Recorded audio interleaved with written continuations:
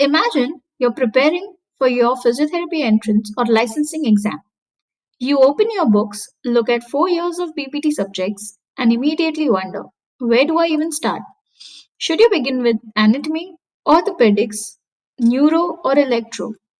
Or should you solve MCQs first? This confusion is one of the biggest reasons students struggle, not because they aren't hardworking, but because they don't have a clear plan. In this video, I'm going to show you a practical roadmap to revise your entire BPT syllabus from day 1 until your exam.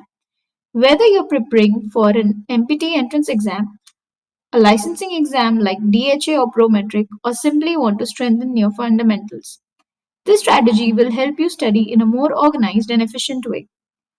And this is just the beginning. This video is the roadmap. In the upcoming videos, we'll revise every major subject together one by one. So let's get started.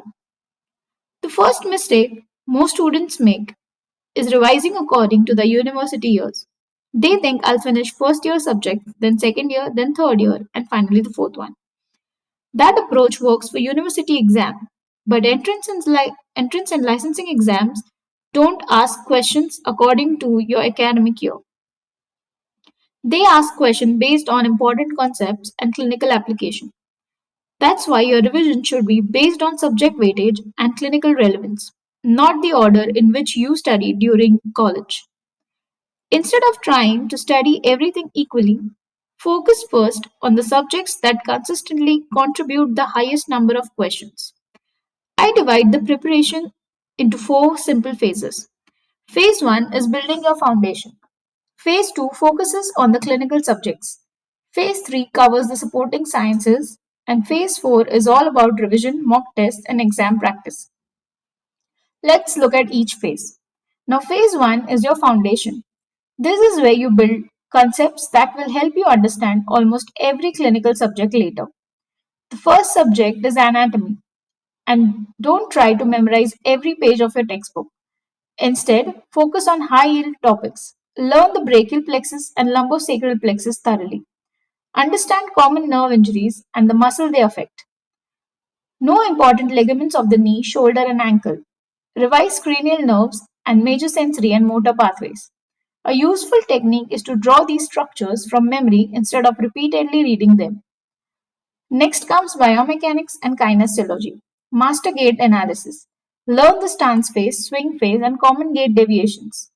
Understand joint mechanics, the convex concave rule, and different classes of levers.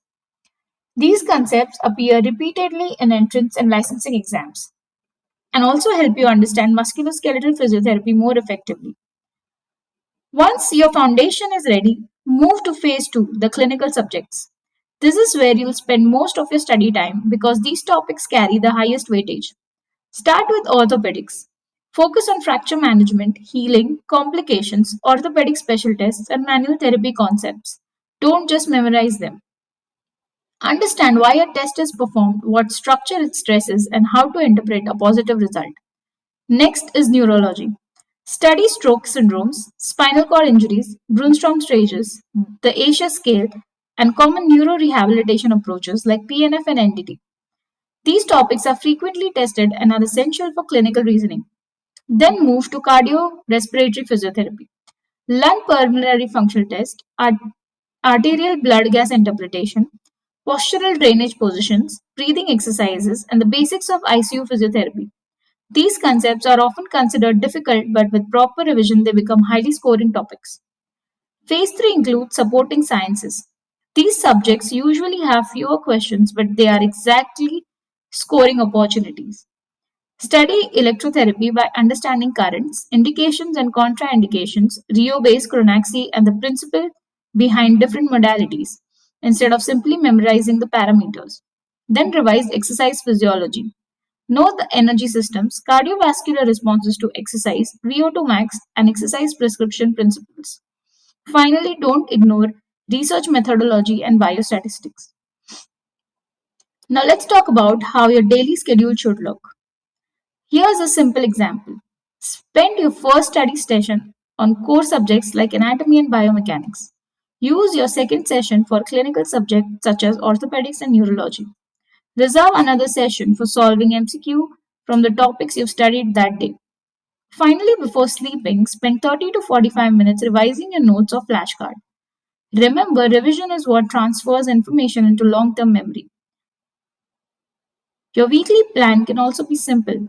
Dedicate different days to different subjects, keeping one day every week for a full-length mock test and a revision of weak areas. Mock tests are not just for checking your score, they are tools for identifying mistakes. After every mock test, create an error notebook. Write down every question you answered incorrectly and the reason you got it wrong. This notebook will become one of your most valuable revision resources before the exam. If you prepare over approximately 3 months, here's one way to organize your time. During the first month, build your foundation with anatomy, neuroanatomy, and biomechanics. During the second month, focus mainly on orthopedics, neurology, and cardiorespiratory physiotherapy. During the final month, spend most of your time on rapid revisions, previous year questions, flashcards, and mock tests. The closer you get to the exam, the less time you should spend reading textbooks and the more time you should spend recalling information and solving questions. Now, before we finish, let me share a few simple rules that can make a big difference. Don't use 5 different textbooks. Choose one reliable resource and stick to it. Solve MCQs every single day. Revise within 24 hours of the learning topic. Keep an error notebook. And remember that consistency beats studying for 12 hours on one day and then taking 3 days off.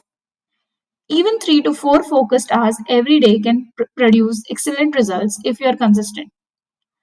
This video was the roadmap. From next video onwards, we'll start revising each subject in detail, beginning with the highest yield topics that appear again and again in physiotherapy entrance and licensing exams. If you don't want to waste time wondering what to study next, follow this series and by the end, you'll have a structured revision of your complete BPT syllabus. Thank you for watching and I'll see you in the next video. Please like and subscribe.